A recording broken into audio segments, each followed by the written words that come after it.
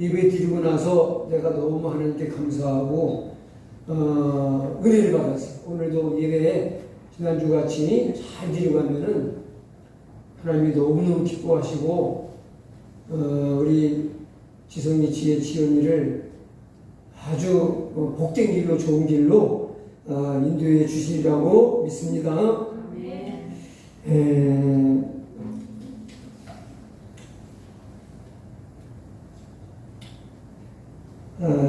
오늘 이 시간에는 사랑과 자비의 하나님은 사랑과 자비의 사람을 기뻐하신다, 이런 제목으로 말씀을 전하려고 합니다. 주보에 나온 제목과 좀 다른 제목을 정했는데 왜 그런가 하면은 지혜로운 여인의 이야기까지 설교를 다 못할 것 같아요. 그래서 제목을 갑자기 제가 바꿨습니다.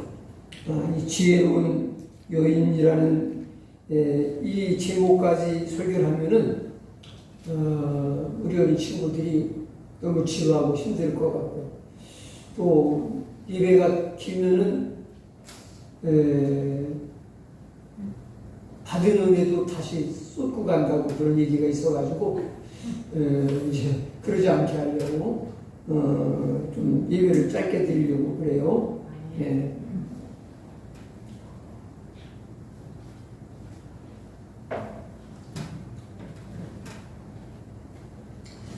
우리가 한 마음으로 하나님을 사랑하고 하나님을 숨기면 좋은데, 이렇게 마음이 서로 나눠져서 이렇게 분쟁하고 다투고 그러면은 하나님을 슬퍼하시고 마귀가 좋아서 찾아와요. 그래서 시험을 하게 됩니다.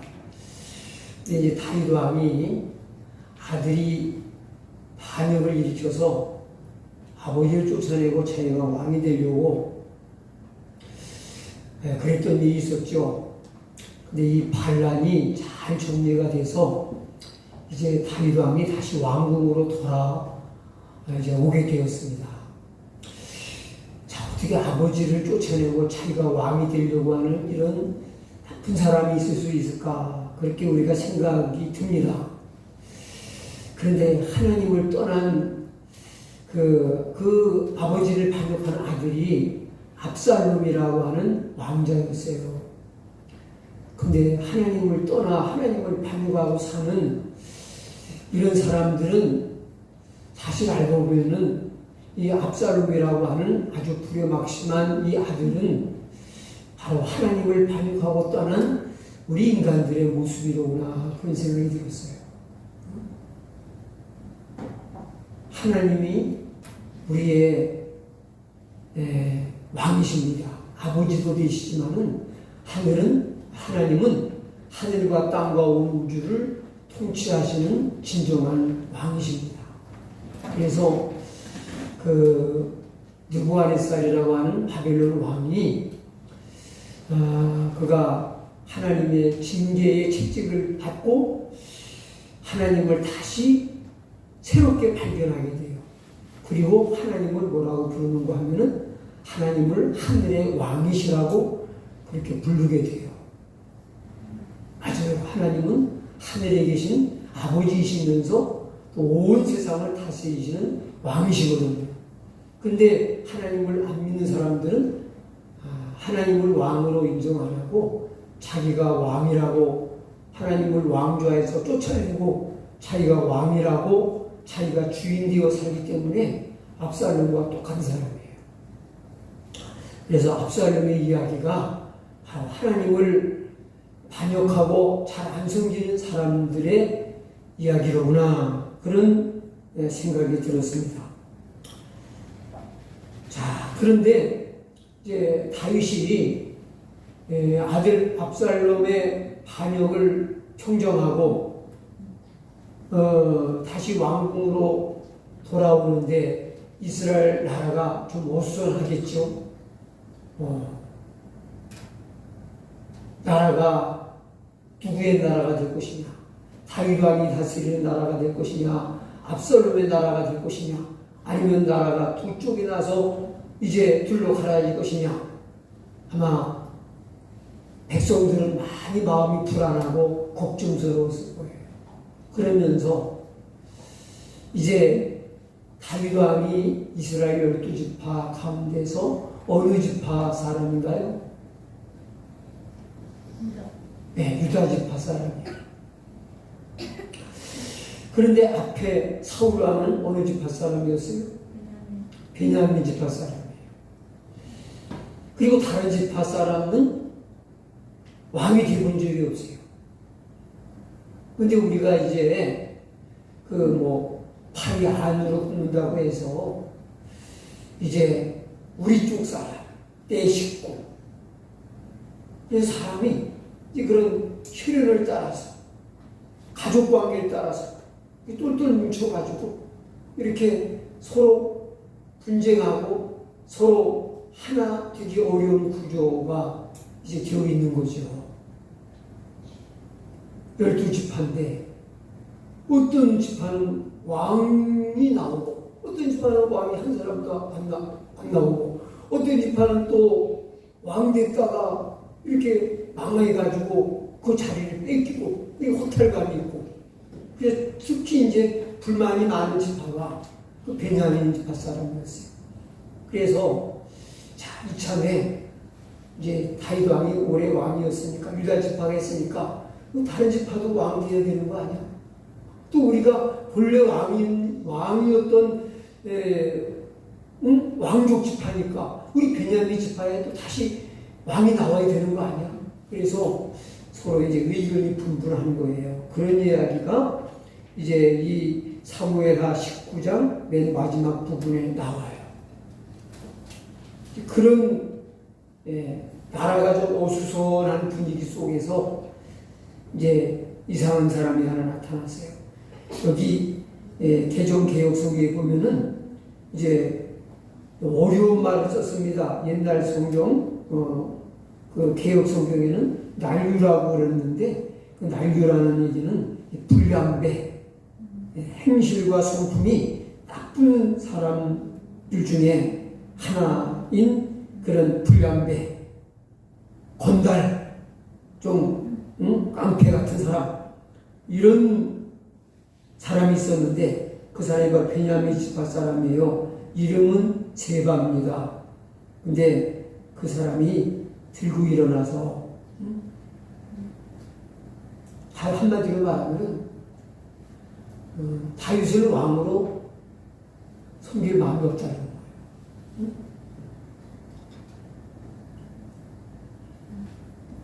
그리고 자기 딸이라고 하니까 많은 사람이 이 베냐민 사람 세바라고 하는 사람을 추종하고 따르게 되었습니다. 그러니까 뭐예요? 반란이 이제 끝나고 나라가 다시 평화를 찾는가 했더니 또 반란이 또 일어나게 되는 거잖아요. 다윗이 마음이 얼마나 힘들고 불안했겠습니까? 네? 또 전쟁을 하게 생겼습니까? 먼저는 아들이었는데 이제는 베냐민 지파 불량배한 사람이 또 들고 일어나서 다윗을 왕으로 인정하지 않으려고 자기 따르라고 사람들을 모으고 사람들을 선동하니까 얼마나 또 걱정스럽고 힘든 일이 생겼습니까?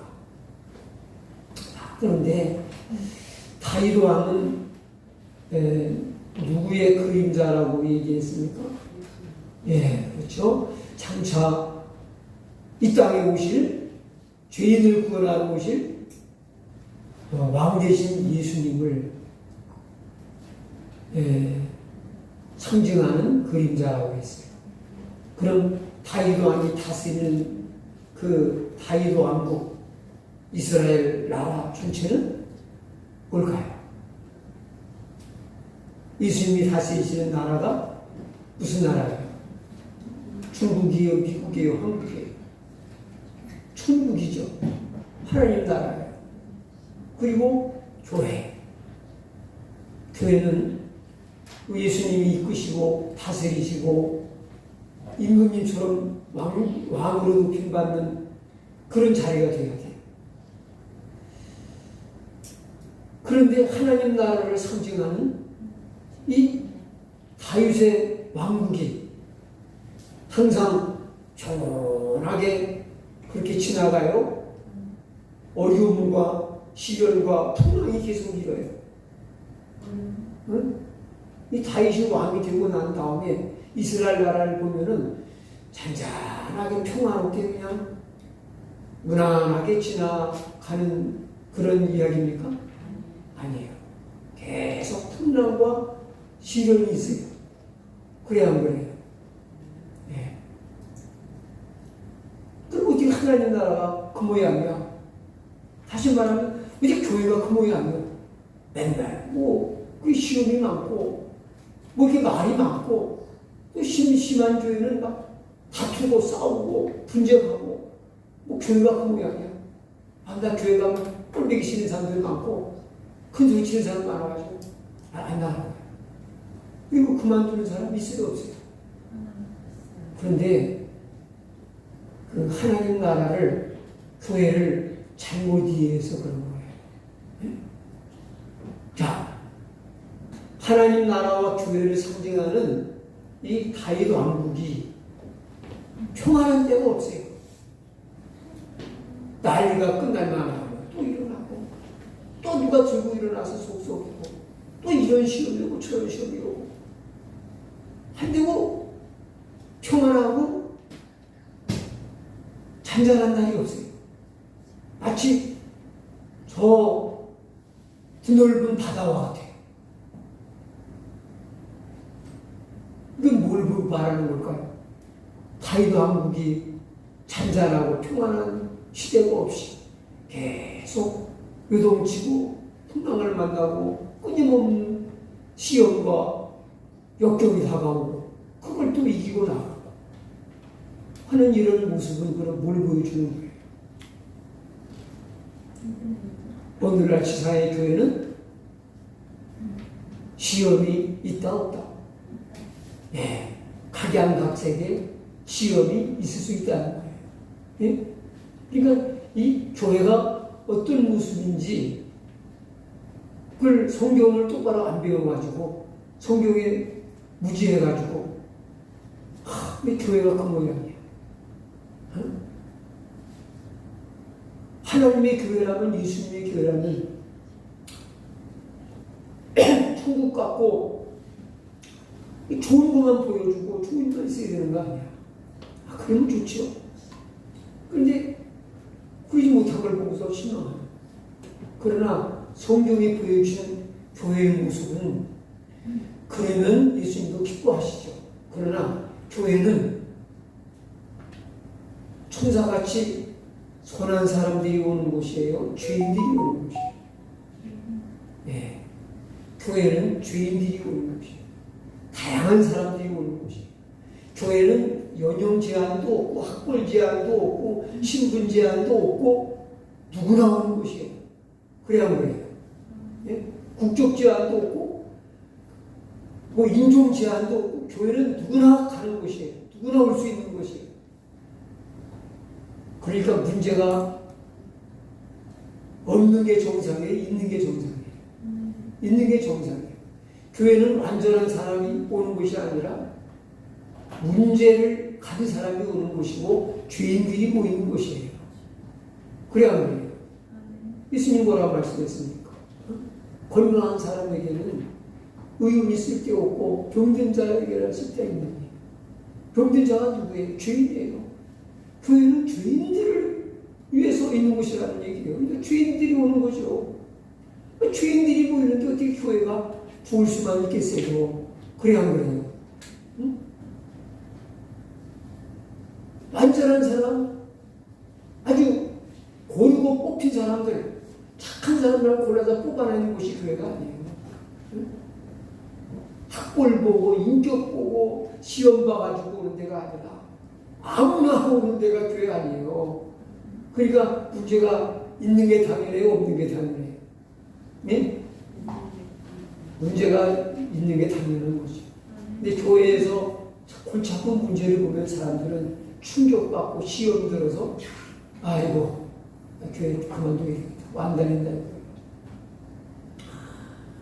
그러나 교회는 그런 곳이 아니에요. 다윗왕국은 바로 그걸 보여주거예요.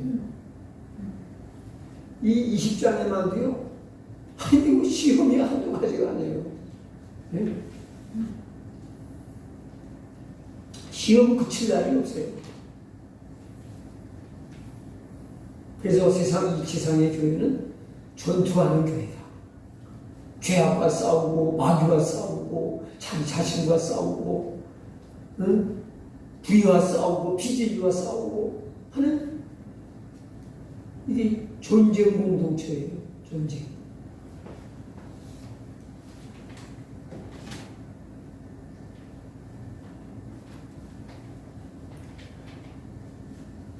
그 예수님이 말씀하신 천국의 비유 가운데 보면은 무슨 비유가 나옵니까? 가라지 비유가 나와요. 가라지 비유는 지옥 비유가 아니에요. 천국 비유예요. 근데 밭에 곡식을 심은 밭에 가라지가 있다는 얘기는 곡식을 심은 밭은 교회예요. 천국을 비유하신 거예요. 근데 그 천국 비유 속에 뭐가 나와요? 가라지가 나와요. 그리고 그 교자씨 비유도 앞에 가라지 비유가 쭉 문맥을 이어서 해석을 주님의 의도를 따라 다시 해석을 해보면 그게 좋은 의미의 비유가 아니에요. 교회 안에는 비정상적이고 이상한 일, 예? 말씀을 집어먹고 믿음을 시험 들게 하는 그런 악한 요소들이 끼어들 수 있다는 것을 말씀하고 있는 거예요. 예? 나무가 될 수 없는 교자 씨를 심었더니 나무처럼 커졌다. 비정상적으로 컸다는 거예요. 크긴 컸는데 잘못 컸다는 거예요. 천국 속에 천국을 이루려고 하나님이 교회를 세우시고 죄종을 세우시고 선교사를 파송하시고 역사하시는데 거기에는 하나님의 성령만 역사하시는 것이 아니라 그거를 방해하는 가지를 뿌리고 믿음이 잘못 자라게 하는 악한 마귀의 시험도 끊임없이 있다는 것을 보여주고 있는 것이라 말이에요. 이해가 되세요? 네. 그래서 우리 새가 깃든다는 것은 그는 새는 엄밀하게 딱 찍어서 말하면 마귀 상징하는 거예요. 네? 성도들이 말씀을 들으면 그 말씀이 자라서 열매 맺지 못하게 말씀을 뺏어가는 악한 자라고 했고, 마태 보면은 악한 자가 새라고 했어요. 그리고 누가 보면은 악한 자를 딱 찍어서 마귀라고 했어요. 우리가 말씀을 들을 때에 그 말씀을 듣고 믿어 구원받지 못하게 하려고 들은 말씀을 마귀가 뺏어가는 것이요. 그랬어요. 가져가는 것이요. 그러니까 비정상적으로 나무가 될 수 없는 그 자가 나무처럼 커져가지고 비정상적으로 잘못 커가지고서 거기 새가 있다는 것은 결코 그 좋은 그림이 아니에요. 나쁜 그림이에요. 왜 뭐냐? 천국의 역사 속에서도 성령의 역사, 천사의 역사가 있는 것이 아니라 악한 역사가 끊임없이 공격을 하고 시험을 한다는 거예요. 네? 그렇지만 뭐예요? 아무리 마귀가 공격하고 시험하고 잡아 흔들고 난리를 쳐도 하나님 나라는 마지막 완성되고야 한다. 하나님은 시작하신 착한 일을 마침내 이루어 성취하시는 분이다 하는 걸 믿어야 됩니다.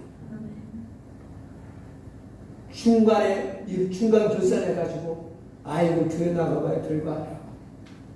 세상하고 다를 게 없대.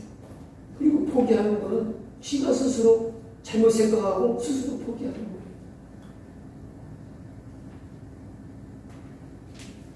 좋은 결과가 이루어지고 하나님의 뜻이 완성되기까지는 여러 가지 이런 복잡한 일들이 있어요.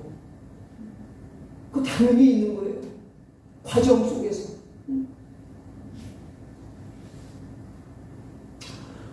우리도 일상생활에서 어떤 좋은 일을 계획하고 그걸 이루어가는 데 있어서는요, 과정 속에서는 실패도 있고 어려움도 있잖아요.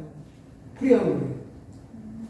실패와 어려운 그 과정들을 극복하지 못하는 사람은 마지막 좋은 결과를 볼 수가 없어요.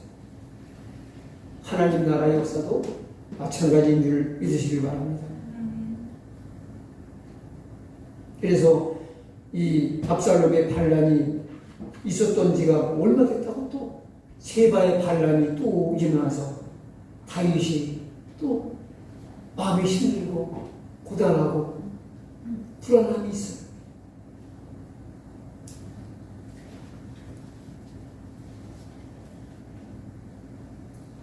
자, 그래서 천국의 역사 가운데도 호사다마라고 끊임없는 마귀의 시험과 공격은 있다. 악한 역사는 있다. 그러나 악한 역사 때문에 마귀의 방해와 역사 때문에 하나님의 목적과 뜻이 실패로 돌아갈 일은 결코 없다 하는 것을 믿으시길 바랍니다.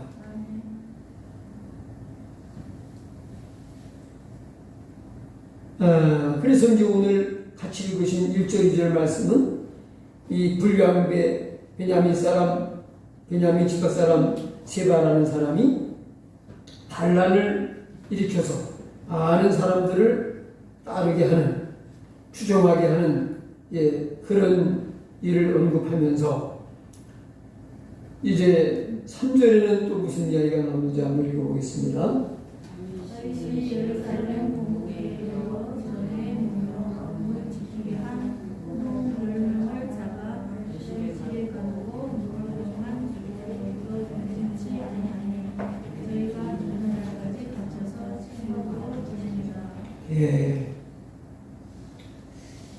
참 여기 불쌍한 여인들의 이야기가 나옵니다.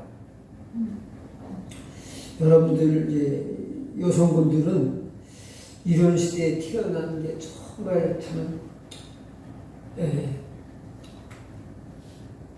축복이고 참 감사한 일이라고 생각하시고 저는 참 공부를 생각해 볼수록 감사한 일이 너무 많아요. 남보다 특별히 가진 게 많고 누리는 게 많고 그래서 그런 게 아니에요.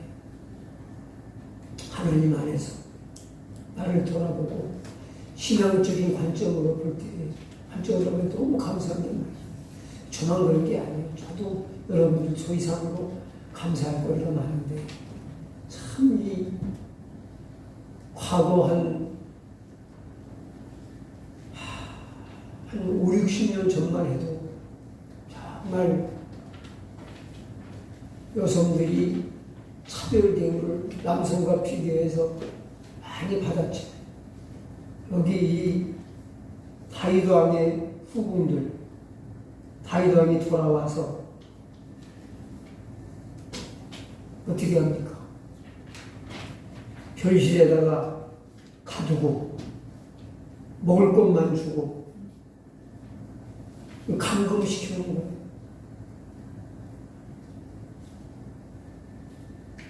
이 여인들이 뭔 죄예요? 왜 그런가 하면은 그 아들 압살롬이 아버지 후궁들을 왕궁 옥상에서 백주 대낮에 다 간통을 했어요. 그러니까 그들을 후궁으로 대할 수가 없죠. 그 여인들이 어디서 된 일이에요? 그리고 자기를 후궁들을 가족으로 여긴다면 피난을 가도 같이 가야지 왜 놔두고 가요? 그래야 뭐예요? 다윗 왕의 초사가 뭐라요?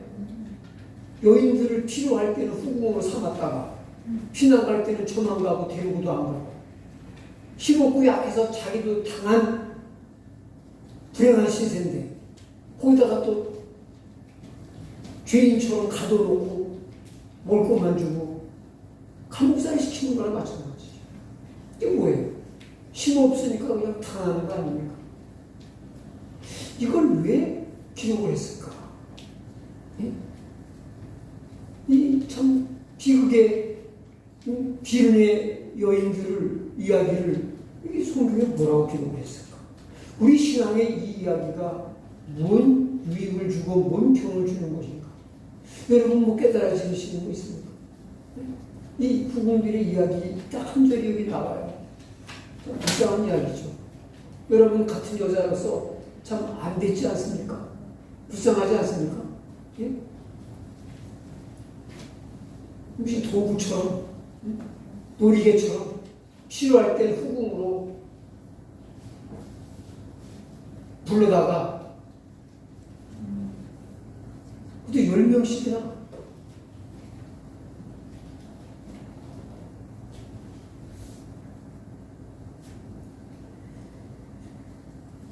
어떤 면에서는 그런 생각이 들어요. 힘없고 연약한, 무기력한. 나중에 그런데 보니까요. 이제 오늘 말씀이 지혜로운 한 여인이잖아요. 근데 여기 지혜도 없고 아무런 힘이 없어서 그냥 당하기만 하고 평생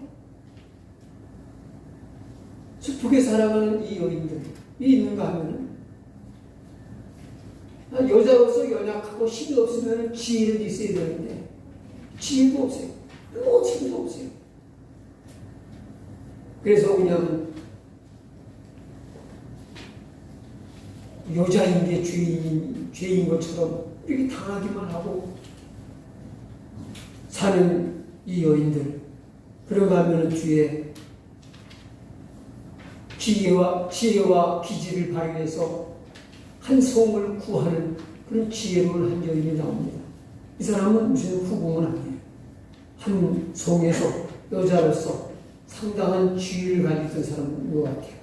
그 시대의 여성으로서 어떤 영향력과 어떤 그런 유지의 지방 유지에 위치해 있었다는 것은 참 특별한 여인이었던 것 같습니다.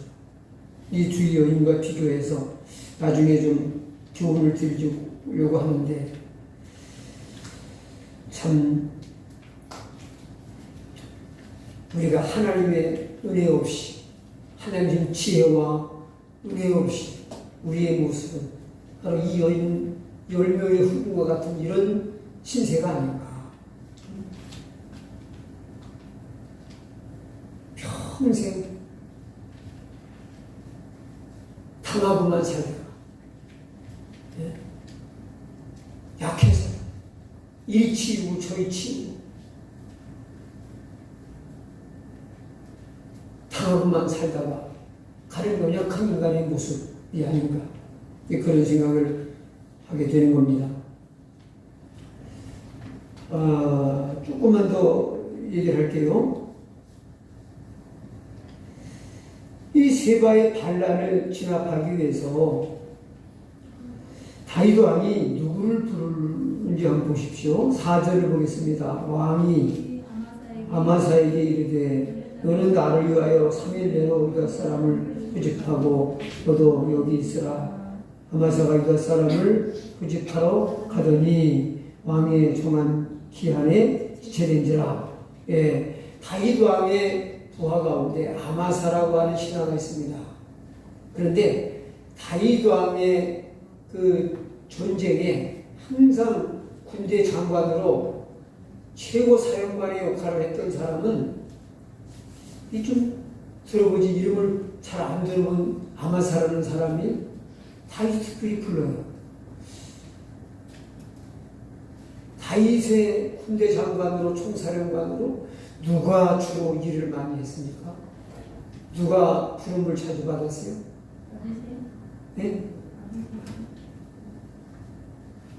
아니 여기 아비새 말고 이 아비새하고 관계가 있는 사람입니다. 아비새의 형제예요. 아비새의 형입니다. 네, 요압이죠. 요압. 근데 왜 항상 이 전쟁에 앞장세우는 최고의 장수가 요압 장군이었어요. 압살롬의 반란도 평정하고 압살롬을 죽인 장수가 요압 장군이에요. 근데 왜 요압을 안 부르고 다른 장군을 불렀을까요?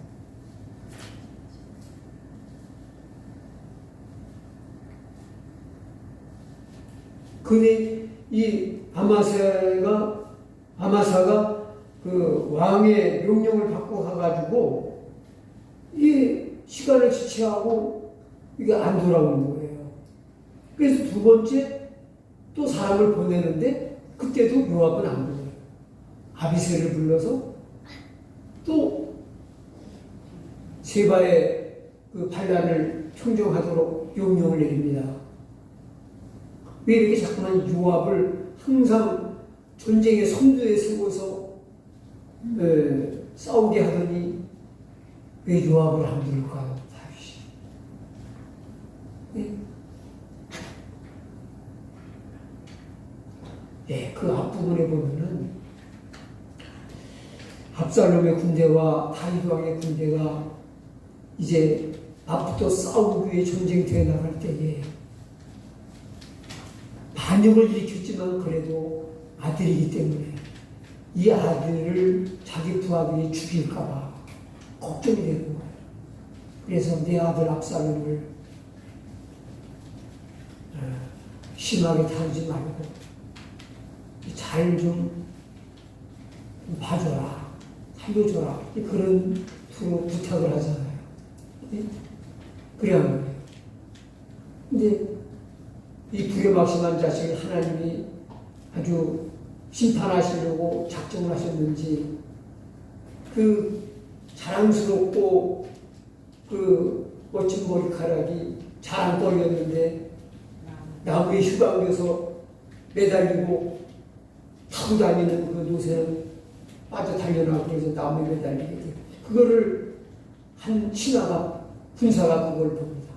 그리고 그것을 요압에게 보고를 하니까 그걸 보고 왜 그냥 놔뒀냐, 죽여야 마땅하지. 그러니까 그 부하가 그래요. 왕이 우리에게 부탁하지 않았습니까? 그래서 저는 왕의 명을 거역하고 죽일 수가 없습니다. 아마 내가 그 압살롬을 내 손에 죽였더라면 요압 장군 당신도 나를 반역자로 여겨서 나를 처단했을 거 아니겠냐고. 그러면서 나는 못한다고. 그러니까 요압이 바로 가가지고서 창으로 찔러 압살롬을 비참하게 죽게 만들었죠.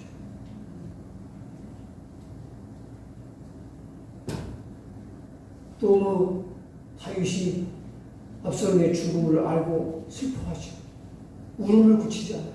통곡을 그치지 않아요.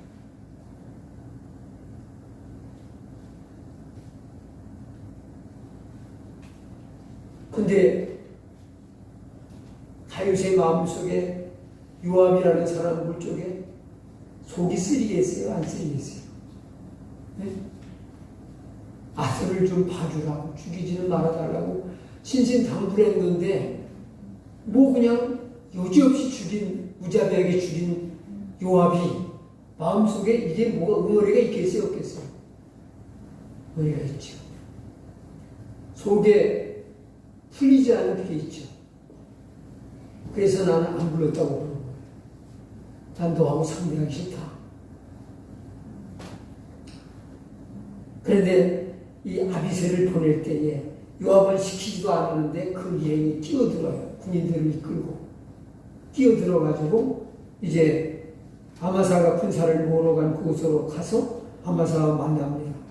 그리고 아마사를 만나서 요압이 아마사를 어떻게 합니까? 아마사를 인사하는 척하고 끌어당겨서 한 손에 준비하고 있던 칼로 배를 찔러 그 자리에서 즉사하게 만듭니다. 자, 요압이라고 하는 이 인물은 어떤 사람인 것 같습니까? 요압은 자기하고 자기한테 원한이 없는, 잘못이 없는 사람을 네 사람을 죽입니다. 네 사람. 주제는 누굴까요? 네?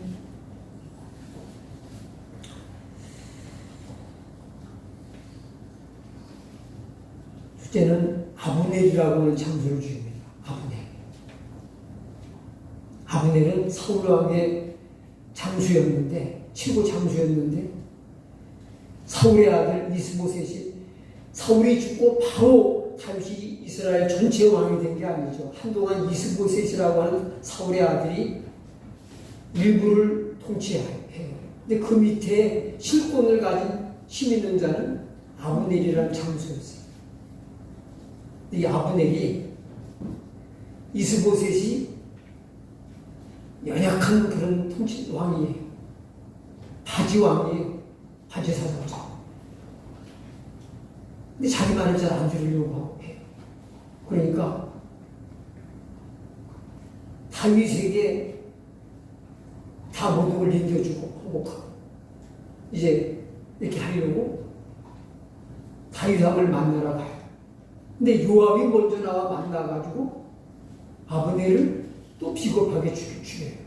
당당하게 한번 싸우고자 해서 그런 식으로 죽인 게 아니라 여기 아마사 죽이듯이 그렇게 비겁하게 또 죽이죠.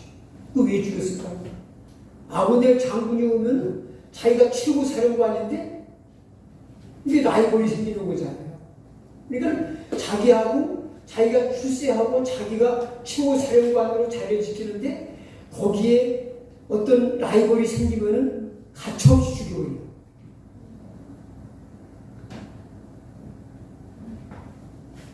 아브넬을 죽입니다. 그리고 또 누굴 죽입니까? 우리아를 죽이죠.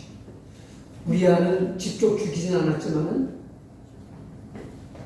다윗 왕의 명을 받고 계획적으로 자기 밑에 있는 우리아를 죽음의 자리에 가라고 명령해서 죽인 거니까 간접적인 살인을 한 거죠. 다윗 왕과 모의를 해가지고. 왜 그랬을까요? 왕에게 잘 보이고 왕에게 순종하고 충성해야 자기 자리를 지킬 수 있으니까. 그것도 자기 명예와 정치적인 야욕 때문에 죽인 거예요. 그 다음에 또 누굴 죽입니까? 압살롬을 죽이죠. 다윗 왕이 죽이지 말라고 신신당부했는데도 가차없이 잔인하게 죽입니다. 그 다음에 또 오늘 본문에는 아마사를 죽이죠. 왜 그랬을까? 아마사를 왜 죽였어요? 그러니까는 이제는 자기가 최고 사령관이고 군대 장관인데 이제 아마사가 그 자리에 차지하게 생긴 거예요. 그러니까 죽인 거예요. 사실은 아마사와 요압은 성경을 찾아보면요 남남이 아니에요. 이종사촌관이에요. 아비새는 요압 장군의 동생이고 그 다음에 이 아마사는 이모의 아들이에요. 그리고 뭐예요? 이종사촌관이잖아요. 그럼에도 불구하고 자기의 명예와 권세를 지키기 위해서는 죽인 거예요. 어때요? 요압이라고 하는 이 장수의 그 성품은 한마디로 말하면 어떤 사람입니까? 무자비의 극치를 달리는 사람이죠. 그렇죠? 사람 생명을 죽임에 있어서 주저하지 않아요.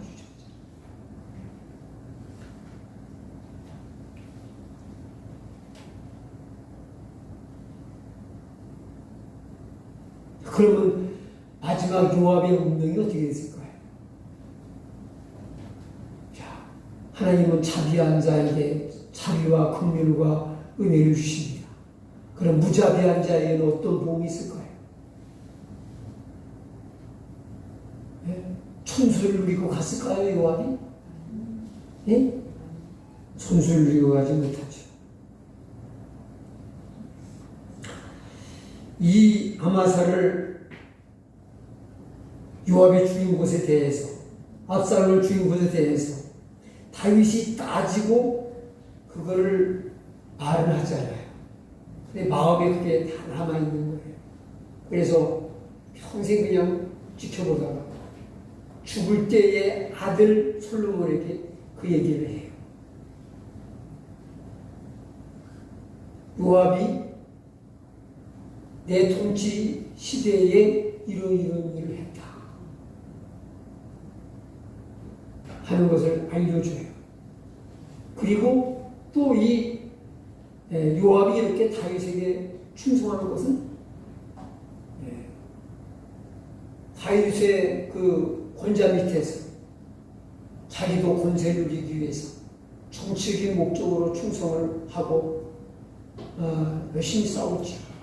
그러나 그것은 다윗의 왕국이 하나님 나라를 상징하고 다윗은 하나님의 언약과 축복이 함께하는 사람이라는 신앙적인 가치관 때문에 그런 게 아니라 자기의 정치적인 야욕과 야망을 위해서 충성을 했던 거죠. 충성도 여러 가지입니다. 무슨 목적으로 충성? 하나님 나라와 신앙심으로 충성한 게 아니죠. 그게 언제 드러나느냐? 열왕기상 1장 5절 7절에 보니까 하나님이 계획과 섭리 가운데 하나님이 기름 부어 세우시는 왕은 다윗에 이어 솔로몬이에요. 다윗이 솔로몬을 자기 마음대로 세운 게 아니에요. 하나님이 어리지만은 세우라고 하기 때문에 기름 부어 왕이 되게 하는 거죠. 그런데 아도니아라고 하는 다윗 왕의 아들 압살롬 그 다음 밑에 동생 그 다음 왕자였다고 해요. 그 아도니아가 또 일어나서 왕이 되겠다고. 아버지가 나이 많아 늙고 이제 다음 왕을 세울 때가 되니까 지가 왕이 되겠다고 또 들고 일어나는 거예요. 이때 요압이 어느 편에 설까요? 솔로몬 편에 설까요? 아도니아 편에 설까요? 예? 아도니아 편에 서요. 그러니까 하나님의 어떤 그 언약적인 계보와 신앙적인 영적 계보를 생각하고 줄을 서고 편에 선다면 솔로몬 편에 서야 돼요. 이게 신앙으로 한 게 아니기 때문에 이 아도니아 편에 서서 발람을 같이 도모하다가 솔로몬의 편에 선 사람이 승리하죠. 그래서 처분을 받게 됩니다. 죽어요.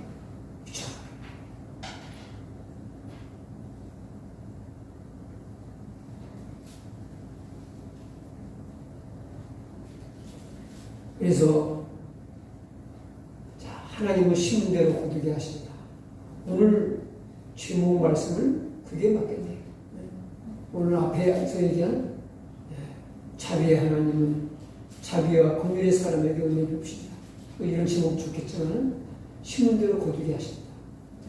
잔인함과 무자비한 것을 그런 행동을 해서 사람을 그렇게 무참하게 많이 죽였던 요압도 결국은 어떻게 돼요? 비참한 치욕을 맞아야 돼요. 천수를 누리지 못하고 죽임을 당하게 되죠. 그래서 우리 하나님 섬기는 사람들은 지난 시간에 우리 주일날 얘기했잖아요. 나무를 베시되 그루터기를 남기시 긍휼과 자비야. 불쌍히 여기시니 긍휼이 많으신 하나님. 그럼 어떤 사람을 좋아했어요? 바로 긍휼과 자비의 사람을 하나님은 또한 기뻐하시는 겁니다. 당신의 선한 성품, 자비한 성품을 닮은 사람을 하나님은 기뻐하시는 줄로 믿습니다. 우리는 많은 사람들에게 긍휼과 자비를 뿌리고 하나님의 은총을 거두는 그런 복된 사람들이 다 되시기를 축원합니다. 우리 기도하겠습니다. 하나님 아버지, 하나님의 큰 사랑과 은혜를 감사합니다. 세상에 불법이 성함으로 사랑과 자비와 긍휼의 마음이 사람들의 마음에서 식어지고 있습니다. 우리에게 하나님의 크신 긍휼과 사랑의 마음이 풍성하게 하셔서 한 사람을 사랑하고 긍휼히 여기며 무한한 자비를 베풀 수 있는 이제 하나님의 성품과 이제 마음을 가지고 한 사람들을 섬기며 사랑할 수 있도록 축복해 주시옵소서. 예수님의 귀하신 이름으로 기도하옵나이다. 아멘. 오늘도 우리 삼남의 귀한 우리 지성이 지혜 지은 예배 잘 드렸습니다. 우리 저 의사님 박수합니다.